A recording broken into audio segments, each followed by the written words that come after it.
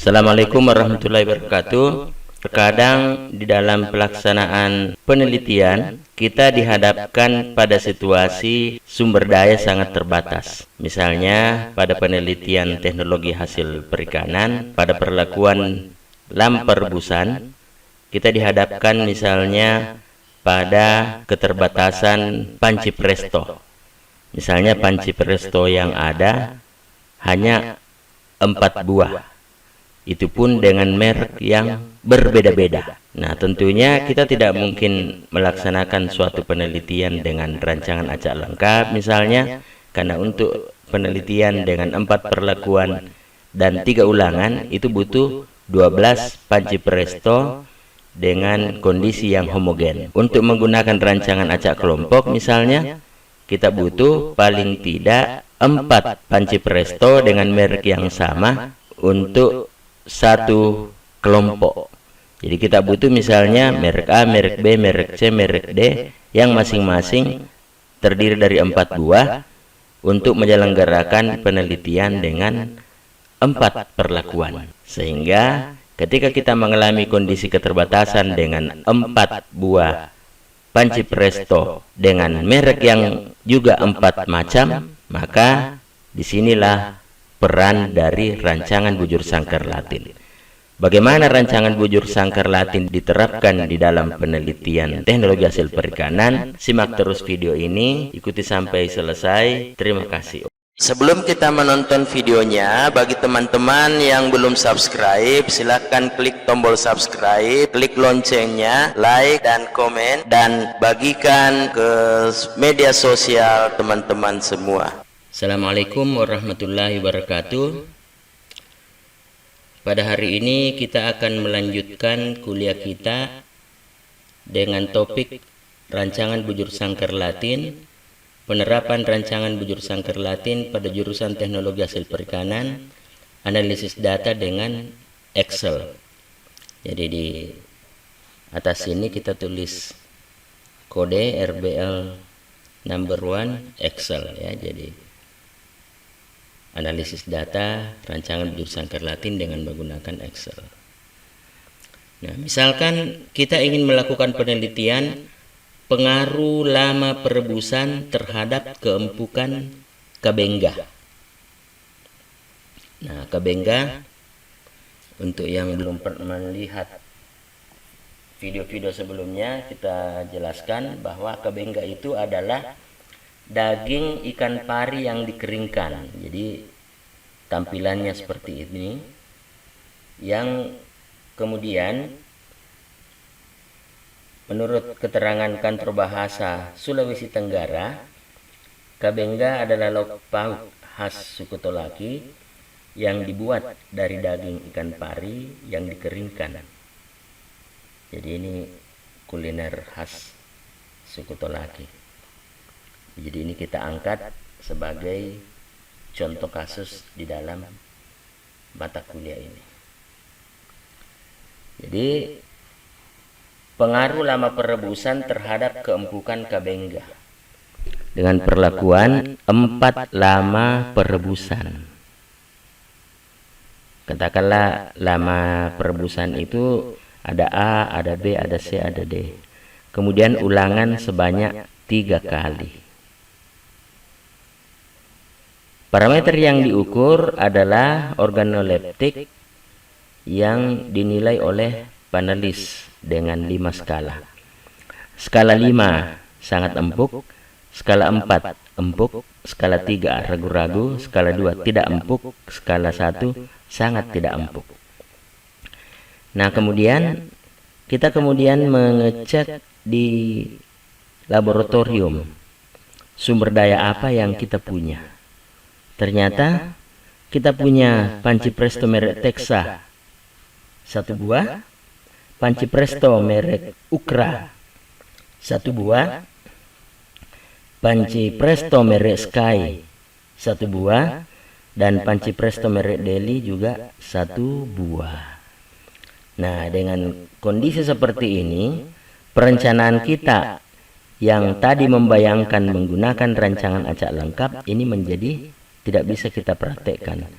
Kenapa? Karena untuk pelaksanaan penelitian dengan rancangan acak lengkap butuh panci presto sebanyak 12 ya, berarti kali 4 12 yang kondisinya homogen. Kita ingin menerapkan rancangan acak kelompok, ini juga tidak memenuhi syarat, karena untuk rancangan acak kelompok paling tidak dibutuhkan panci presto merek Texas sebanyak 4, di mana keempat-empatnya kita gunakan untuk perlakuan A, perlakuan B, perlakuan C, dan perlakuan D. Panci presto merek Ukra misalnya kita butuh juga 4 untuk melaksanakan percobaan A, B, C, D. Panci presto merek Sky juga kita butuhkan 4 untuk melaksanakan percobaan A, B, C, D. Itu kalau kita menggunakan rancangan acak kelompok. Tetapi kenyataannya sumber daya kita hanya seperti ini. 1 panci presto merek Texas, 1 panci presto merek Ukra, 1 panci presto merek Sky, 1 panci presto merek Delhi. Jadi kita punya 1 buah panci untuk setiap merek ini. Kemudian perlakuan 4 lama perebusan A, B, C, D. Nah, dari situ kita mempertimbangkan rancangan yang tepat apa ya. Nah, kalau kita menggunakan rancangan acak lengkap, maka kita butuh 12 panci yang homogen, dan itu kita tidak miliki. Kalau kita ingin menggunakan rancangan acak kelompok, maka paling tidak kita punya 4 biji, 4 buah panci presto merek katakanlah tadi Sky, 4 merek Ukra, 4 merek Delhi, 4 merek Texas ya. Jadi 4 buah masing-masing untuk melaksanakan rancangan acak kelompok. Nah, karena dua-duanya tidak bisa kita lakukan karena keterbatasan sumber daya, di mana sumber daya yang ada hanya 1 Texas, 1 Sukra, 1 Delhi, 1 Sky, maka rancangan yang dapat digunakan untuk kondisi seperti itu adalah rancangan bujur sangkar Latin. Nah, sekarang kita pelajari syarat-syarat dari rancangan bujur sangkar Latin. Nah, sesuai dengan namanya bujur sangkar, ya, bujur sangkar itu adalah bangun yang panjang dan lebarnya sama. Nah, sehingga ketika kita menggunakan atau meminjam istilah bujur sangkar atau square di dalam rancangan percobaan, maka maksudnya adalah jumlah perlakuan sama dengan jumlah ulangan. Kemudian ada istilah baru di rancangan bujur sangkar Latin, yaitu jumlah baris, kemudian jumlah kolom. Jadi ada baris, ada kolom. Jadi bujur sangkar Latin itu jumlah perlakuan sama dengan jumlah ulangan, sama dengan jumlah baris, sama dengan jumlah kolom. Kemudian untuk pengacakannya memiliki syarat tidak ada perlakuan yang terulang dalam baris dan kolom yang sama. Nah, dengan demikian kita merancang penelitian seperti ini. Jadi ada 4 jenis atau 4 merek panci presto, yaitu Texas, Ukra, Sky, dan Delhi. Kemudian 4 perlakuan, yaitu lama perebusan A, B, C, D. Nah, kemudian kita tahu tadi bahwa syarat dari rancangan bujur sangkar Latin adalah jumlah perlakuan sama dengan jumlah ulangan, sama dengan jumlah baris, sama dengan jumlah kolom. Maka perlakuan diputuskan terdiri dari 4, yaitu A, B, C, D. Pancinya juga kebetulan ada 4, yaitu Texas, Ukra, Sky, dan Delhi. Ya, kemudian kita mengenal istilah baris di rancangan bujur sangkar Latin, itu jumlahnya harus 4, menyesuaikan syarat bahwa jumlah perlakuan sama dengan jumlah ulangan, sama dengan jumlah baris, dan sama dengan jumlah kolom. Maka ya kolomnya juga harus 4. Nah, di sini kita menentukan bahwa baris itu adalah merek panci prestonya, kemudian kolom adalah hari atau waktu pelaksanaan percobaan. Nah, kemudian kita cerita sedikit tentang pengacakan. Nah, dulu ketika mempelajari rancangan acak lengkap, kita bisa menempatkan A1, B1, C1, kemudian B1, B2, B3, atau C1, C2, C3. Kita bisa meletakkannya secara sembarangan. Mau di sini, mau di sini, mau di sini, mau di sini, tidak ada larangan. C-nya dalam kolom yang sama terulang 2 kali, tidak ada larangan. D-nya terulang dalam kolom yang sama 2 kali, tidak ada larangan. A-nya terulang 2 kali pada baris yang sama, tidak ada larangan. Itu kalau rancangan acak lengkap. Nah, kemudian rancangan acak kelompok. Rancangan acak kelompok itu mensyaratkan bahwa dalam suatu pengelompokan, yang kita maksud pengelompokan di sini adalah sesuai dengan contoh yang lalu, adalah jenis panci presto. Jadi panci presto merek Teksa adalah kelompok 1, panci presto merek Ukra adalah kelompok kedua, panci presto merek Sky adalah kelompok ketiga. Nah, syarat pengacakan di dalam rancangan acak kelompok adalah dalam setiap kelompok semua perlakuan harus ada. Jadi ini syaratnya. Jadi tidak boleh misalnya AA, BC, A-nya 2 kali tapi D-nya tidak ada. Itu tidak boleh di dalam rancangan acak kelompok. Syaratnya ya di dalam setiap kelompok harus semua ada ABCD, di sini juga ada ABCD, di sini juga ada ABCD. Itu kalau pengacakan di rancangan acak kelompok. Nah, kalau di rancangan bujur sangkar Latin, pengacakannya itu tidak ada perlakuan yang terulang dalam baris dan kolom yang sama. Nah, jadi ini adalah contoh pengacakan yang benar, bahwa di baris 1 ABCD tidak ada perlakuan yang terulang. Dengan kata lain, semua perlakuan ada. Baris kedua juga tidak ada perlakuan yang terulang, semua perlakuan ada. Kolom 1 semua perlakuan ada, tidak ada perlakuan yang terulang. Kolom 3 semua perlakuan ada, tidak ada perlakuan yang terulang. Jadi ini contoh model pengacakan seperti ini sudah memenuhi syarat pengacakan di dalam rancangan bujur sangkar Latin. Nah, ini misalnya. Nah, jadi berdasarkan ketentuan adanya yang disebut dengan baris, ada yang disebut kolom, maka kita menetapkan bahwa baris itu adalah merek panci presto. Maka yang jadi baris di sini adalah baris pertama Teksa, baris kedua Ukra, baris ketiga Sky, baris keempat Delhi. Kemudian untuk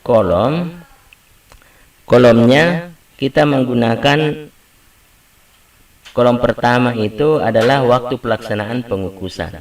Jadi dengan keterbatasan jumlah panci, kita misalnya bisa mengatur supaya keempat panci itu digunakan pertama kali di pagi hari, kemudian berikutnya di siang hari kita ulangi lagi percobaannya, kemudian di sore hari kita ulangi lagi percobaannya, dan malam hari kita ulangi lagi percobaannya, sehingga yang menjadi faktor kolom, yang menjadi kolom di sini adalah waktu pelaksanaan pengukusan atau waktu pelaksanaan percobaan ya. Sementara baris merek panci. Nah, taruhlah misalnya setelah kita melaksanakan percobaan, kita menyerahkan penilaiannya kepada para panelis. Kemudian kita menemukan atau kita sudah mendapatkan data-data dari panelis, yaitu misalnya C yang pada pelaksanaan pengukusan pagi hari itu dikasih poin 2, kemudian B dikasih nilai 2 ya, kemudian D kasih nilai 3, kemudian A dikasih nilai 4, demikian seterusnya. Jadi seandainya anggaplah misalnya kita sudah mendapatkan nilai-nilai, selanjutnya kita melangkah ke penghitungan menurut atau menggunakan alat bantu Excel. Nah, dari data-data yang telah kita kumpulkan, kita menyusun tabel untuk mendapatkan data total kolom dan total baris. Jadi nilai pada kolom pertama yaitu 2243 itu kita kumpulkan, kemudian kita totalkan dapat nilai 11. Kemudian kolom kedua yaitu siang, ya, kita kumpulkan nilai-nilainya 1253, ini 1253, kemudian kita jumlahkan totalnya. Demikian pula dengan sore 3434, ini 3434, dan malam 5243. Kemudian dihitung totalnya sehingga kita memperoleh apa yang disebut dengan total kolom. Nah, demikian pula dengan berdasarkan baris. Nah, untuk teksa kita kumpulkan 2135, ini 2135, kemudian kita jumlahkan, kita totalkan. Kemudian yang baris kedua ukra 2242, ini 2242, kita jumlahkan nilainya 10. Kemudian ini 3532 berasal dari sini, 34 ya, 3534 jumlahnya 15. Kemudian 4343 di sini, 4343 jumlahnya 14, sehingga kita memperoleh apa yang disebut dengan total baris. Nah, kemudian kita juga harus mengetahui total perlakuan.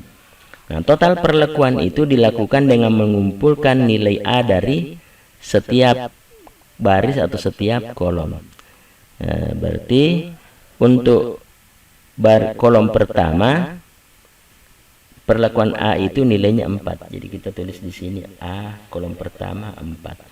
Di kolom kedua A itu nilainya 5. Nah, di kolom kedua ini kita tulis 5. Di kolom ketiga A itu nilainya 4. Ya, ini kolom ketiga ini nilainya 4 ini. Kemudian di kolom keempat A itu nilainya 5. Kita tulis 5 di sini. Kemudian kita jumlahkan sehingga kita dapat total perlakuan A. Untuk perlakuan B, kita cari berapa nilai perlakuan B di kolom pertama. Berarti B sama dengan 2. Jadi di sini kita tulis 2. Kemudian untuk kolom kedua, kita cari lagi B 3. Berarti B sama dengan 3. Kolom ketiga B berapa? Oh, kebetulan 3 juga. Maka di sini kita tulis 3. Kolom keempat B sama dengan 4. Di sini kita tulis 4. Kemudian kita totalkan sehingga dapat nilai 12. Nah, perlakuan C demikian juga, kita kumpulkan semua nilai C yang ada di kolom 1, kolom 2, kolom 3, kolom 4. Kemudian kita hitung totalnya. Demikian pula dengan perlakuan D, kita kumpulkan perlakuan D yang ada di kolom 1, perlakuan D yang ada di kolom 2, perlakuan D yang ada di kolom 3, perlakuan D yang ada di kolom 4, sehingga terkumpul data-data 3142 sesuai dengan ini, 3142 nilainya 10, sehingga kita memperoleh total perlakuan.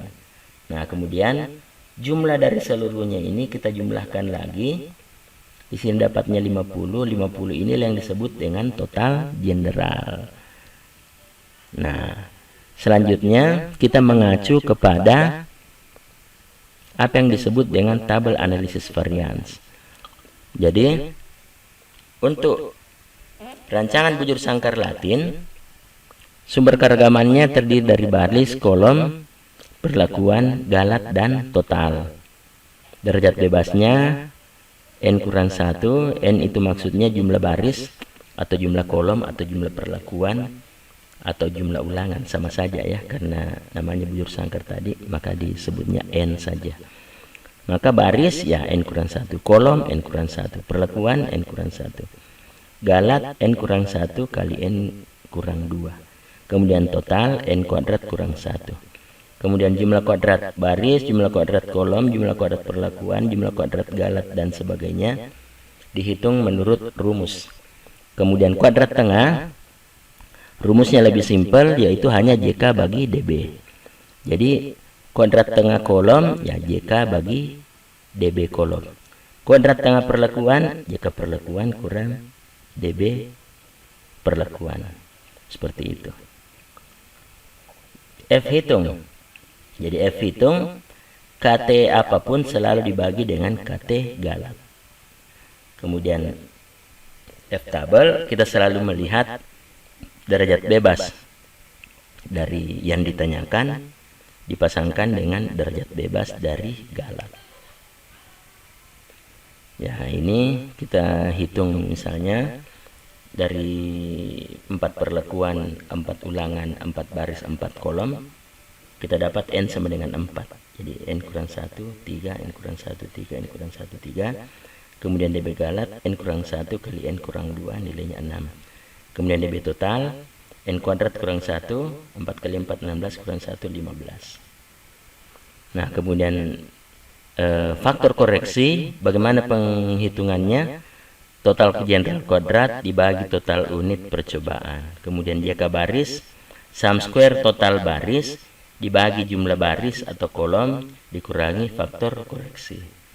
Jika kolom, ya sum square dari total kolom dibagi jumlah baris atau kolom dikurangi faktor koreksi. Jadi ini terbalik ya. Jika barisnya itu sum square total baris dibagi jumlah kolom. Kalau di sini jika kolom, sum square total kolom dibagi jumlah baris dikurangi faktor koreksi. Kemudian jika perlakuan, sum square total perlakuan dibagi jumlah baris atau kolom dikurangi faktor koreksi. Nah, kita tadi sudah menghitung total perlakuannya, jadi lebih mudah di sini setelah kita membuat tabulasi datanya seperti di atas. Kemudian jika total, sum square nilai setiap unit percobaan dikurangi faktor koreksi. Kemudian jika galat, jika total kurang jika perlakuan, ya dalam kurung di sini ditambah jika jumlah kuadrat baris, jumlah kuadrat kolom. Atau dengan kata lain, jika total jika galat sama dengan jika total kurang jika perlakuan kurang jika baris kurang jika kelompok. Kemudian kuadrat tengah, rumus umumnya JK bagi DB. Kemudian F hitung sama dengan kuadrat tengah apapun dibagi KT galat. Kemudian F tabel, DB apapun dipasangkan dengan DB galat. Nah, ini jadi berdasarkan rumus yang tadi kita sudah mendapatkan nilai total general. Ya, berarti total general 50, berarti 50 dikuadratkan dibagi dengan 16. 16 itu dari mana? Dari 4 baris 4 kolom ya. Jadi 4 kali 4 16. Jadi jumlah unit percobaan ada 16 karena ada 4 perlakuan dan ada 4 ulangan. Kemudian jika baris, sum square data total, sum square total baris kurang jumlah kolom kurang faktor koreksi. Jika kolom, sum square data total kolom dibagi jumlah baris dikurang faktor koreksi. Jika perlakuan, sum square data total perlakuan kurangi dibagi dengan jumlah ulangan dikurangi faktor koreksi. Jika total, sum square seluruh data dari setiap unit percobaan dikurangi faktor koreksi. Jadi semua data yang ada di sini disum squarekan kemudian dikurangi dengan faktor koreksi. Jika galat, jika total dikurangi seluruh jika lainnya. KT jika bagi DB.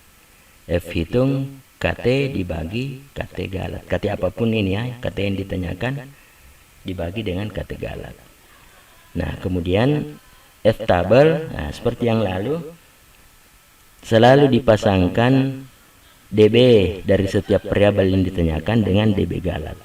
Jadi kalau misalnya DB garis yang ditanyakan berarti 3 dipasangkan dengan 6 yaitu DB galat. Berarti 3 di sini dipasangkan dengan 6 dari DB galat dapat 4,76. Nah, untuk mengambil keputusan maka kita membandingkan antara F hitung dengan F tabel. Jika F hitung lebih besar daripada F tabel maka beda nyata. Jika F hitung lebih kecil daripada F tabel tidak beda nyata ya. Jadi ini pegangannya, saya kira sudah 3 kuliah atau 3 eh, rancangan yang kita kenal sebelumnya, ini sudah sistem atau metode pengambilan kesimpulannya atau pengambilan keputusannya sama saja.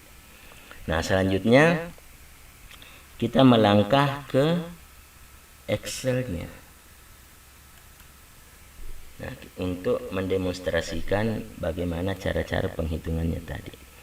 Nah, ini adalah data yang kita gambarkan tadi di PowerPoint ya, bahwa ada data-data yang dikumpulkan untuk mendapatkan data total baris. Jadi ada total baris dari baris pertama, baris kedua, baris ketiga, baris keempat, dan ada data-data yang dikumpulkan untuk total kolom. Jadi data-data yang didapatkan dari Panci, Teksa, Ukra, Sky, dan Deli itu ditotalkan untuk mendapatkan total kolom. Kemudian ini total general menghitung atau menjumlahkan semua nilai ini ya, 11, 11, 14, 14. Nah, kemudian kita juga sudah mengumpulkan semua data A, baik pada kolom 1, kolom 2, kolom 3, kolom 4, kemudian dijumlahkan sehingga kita mendapatkan juga total perlakuan dari perlakuan A, total perlakuan dari perlakuan B, total perlakuan dari perlakuan C, atau total dari perlakuan D, yaitu angka-angka ini.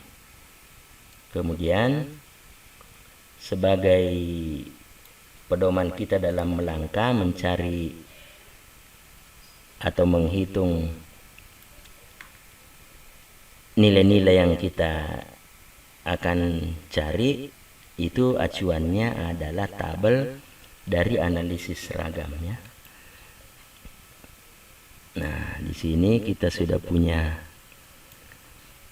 data tabel sumber keragaman, baris, kolom, perlakuan, galat, total, kemudian derajat bebas berdasarkan rumus yang sudah disampaikan tadi, N-1, N-1, N-1 untuk baris, kolom, perlakuan. Untuk galat N-1 kali N-2 berarti 4 kurang 1, 3, 4 kurang 2, 2, berarti 2 per 3 sama dengan 6.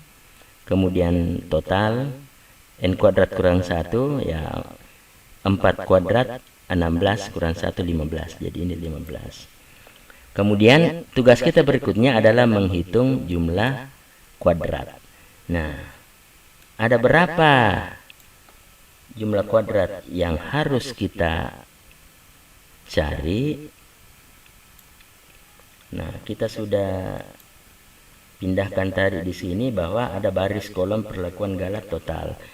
Jadi selain faktor koreksi, kita mencari jumlah kuadrat baris, jumlah kuadrat kolom, jumlah kuadrat perlakuan, jumlah kuadrat total, jumlah kuadrat galat. Nah, sekarang kita cari dulu faktor koreksi. Nah, faktor koreksi rumusnya, jadi kita klik dulu di sini, baru kita klik di rumus sini ya. Di kotak rumus itu sama dengan total general. Nah, ini total generalnya kan 50 ya. 50 total general kuadrat. Nah, ini sip 6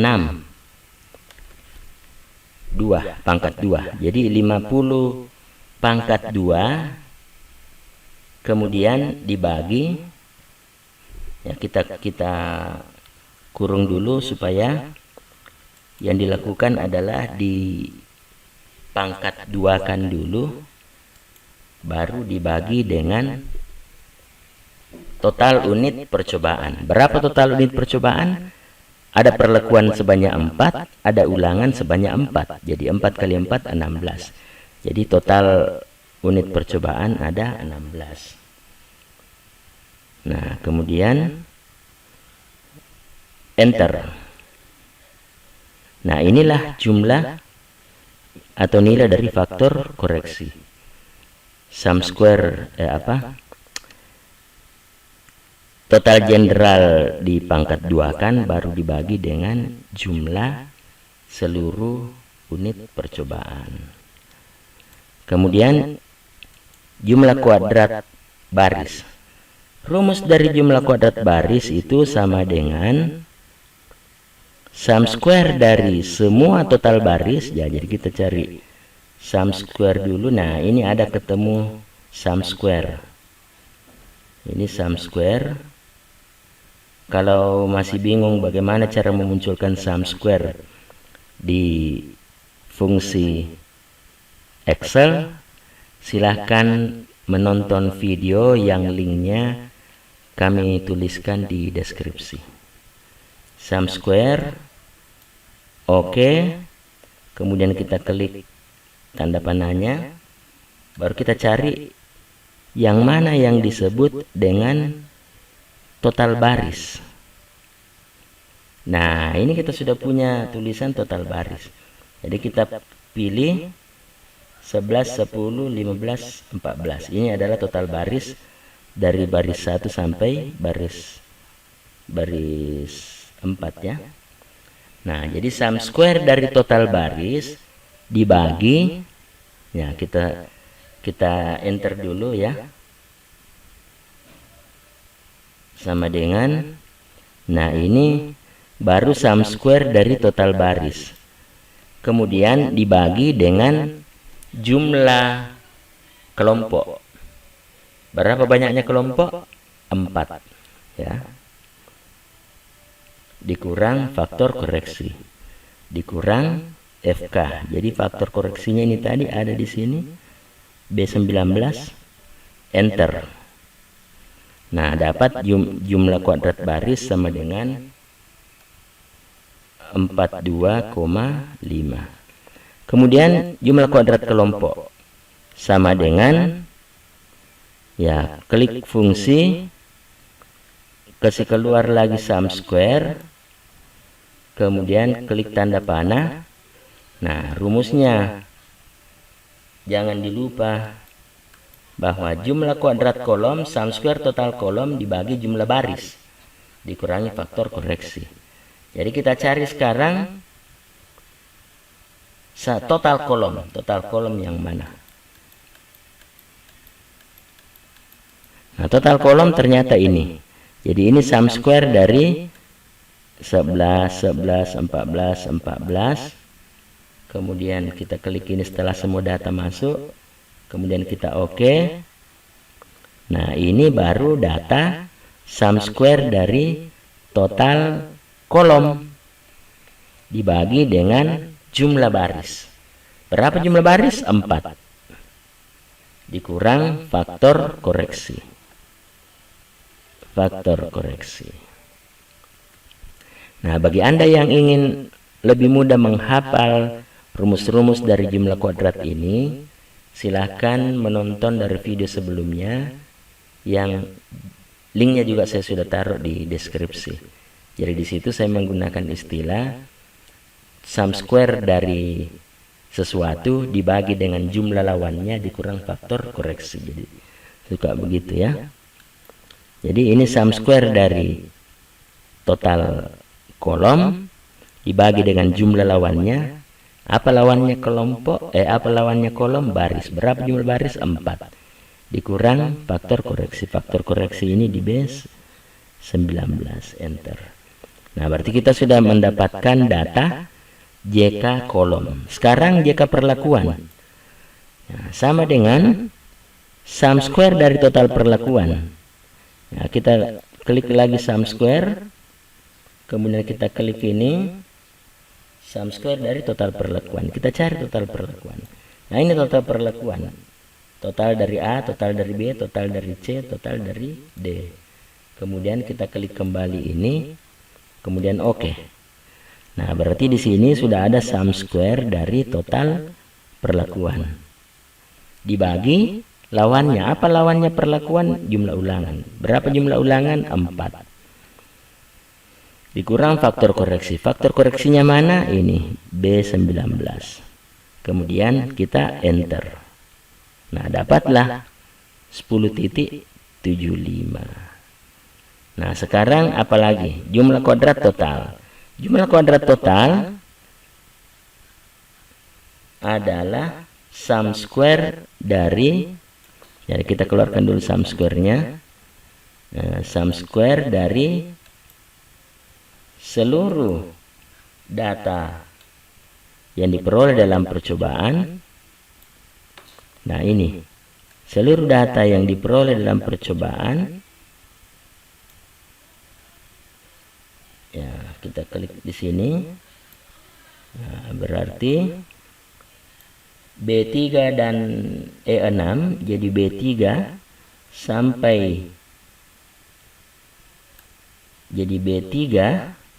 sampai E6 adalah alamat sel dari seluruh nilai yang diperoleh di dalam pengamatan sesuai dengan rumus. JK total adalah sum square dari seluruh nilai pengamatan. Nah, jadi ini baru sum square. Ini adalah sum square dari seluruh data yang diperoleh dalam pengamatan. Nah, kemudian biasanya kan kita bagi. Kita bagi dengan apa? Kita bagi dengan lawannya. Nah, kita tahu kan total tidak ada lawannya, ya. Maka kita tidak bagi dengan apapun. Kita langsung mengurangkan dengan faktor koreksi. Jadi ya, ingat rumusnya. Jumlah kuadrat total sama dengan sum square dari semua data pengamatan dikurang faktor koreksi. Jadi tinggal enter, dapat nilai 19,75. Kemudian JK galat. JK galat itu adalah nilainya sama dengan jumlah kuadrat total dikurang jumlah kuadrat perlakuan dikurang jumlah kuadrat kolom dikurang jumlah kuadrat baris sama dengan 2,5. Jadi kita dapatkan ini data-data seperti ini.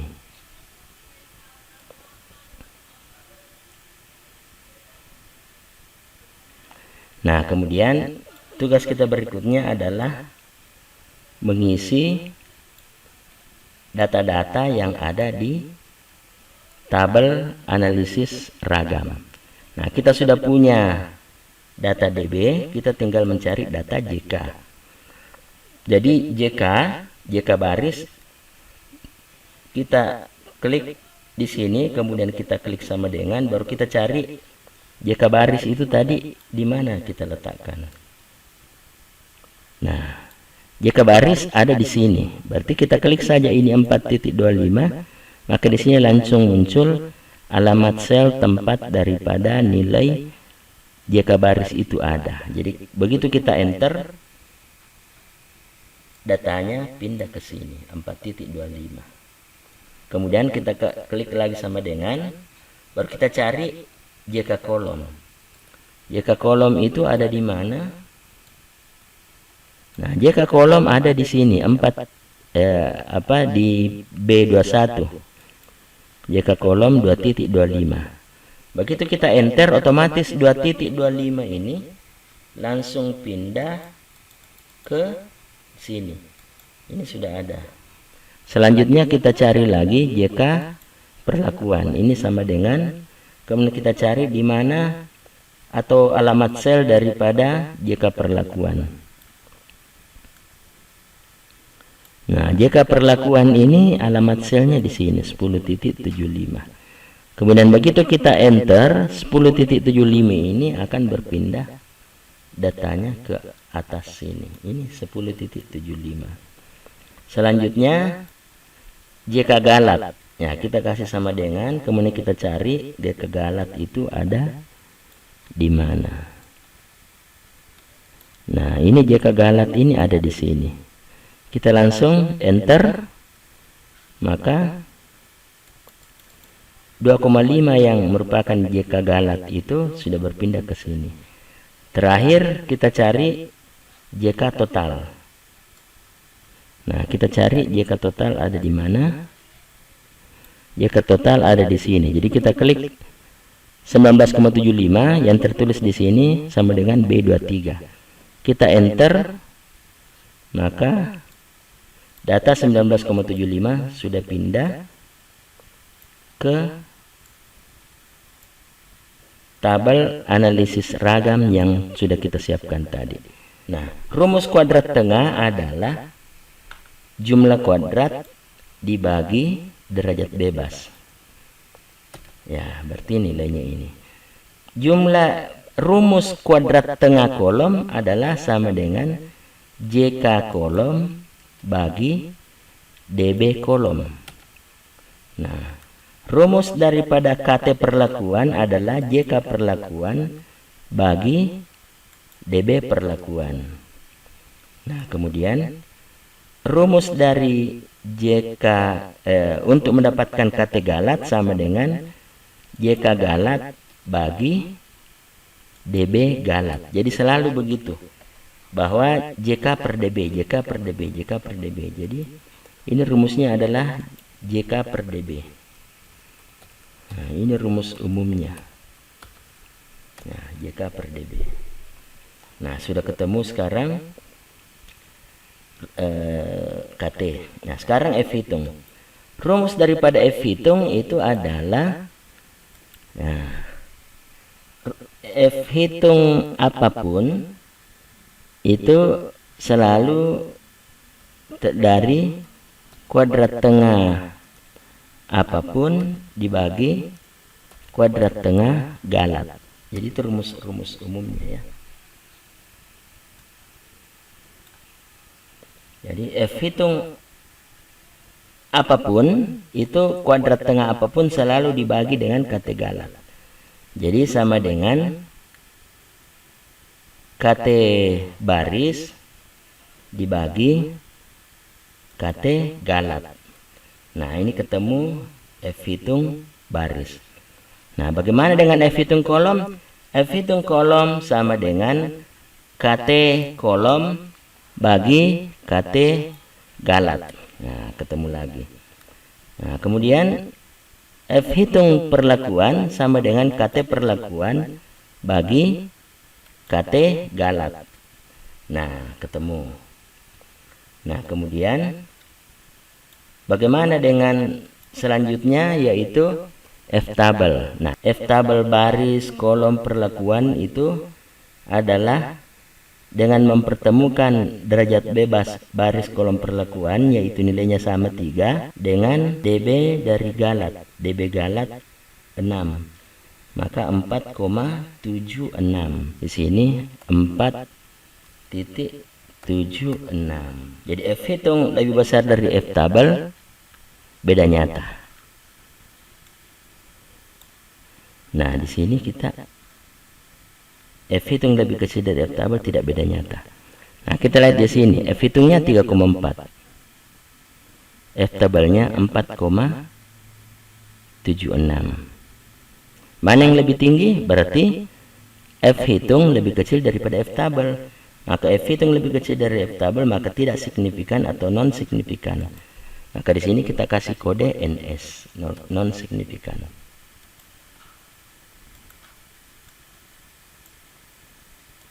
Kemudian berikutnya ini 4,76 dengan 1,8 lebih besar mana? Lebih besar F tabel, lebih kecil F hitung. Jadi F hitung lebih kecil daripada F tabel, tidak beda nyata atau non signifikan. Berarti di sini juga non signifikan. Nah, kemudian yang ketiga 8,6 dengan 4,76. Berarti yang besar adalah F hitung. Jika F hitung lebih besar daripada F tabel, maka beda nyata atau signifikan. Nah, dengan demikian dari hasil ini kita bisa melihat bahwa baris non signifikan, kolom non signifikan, perlakuan signifikan. Berarti yang signifikan adalah perlakuan. Jadi demikianlah penghitungan rancangan bujur sangkar Latin dengan menggunakan Excel.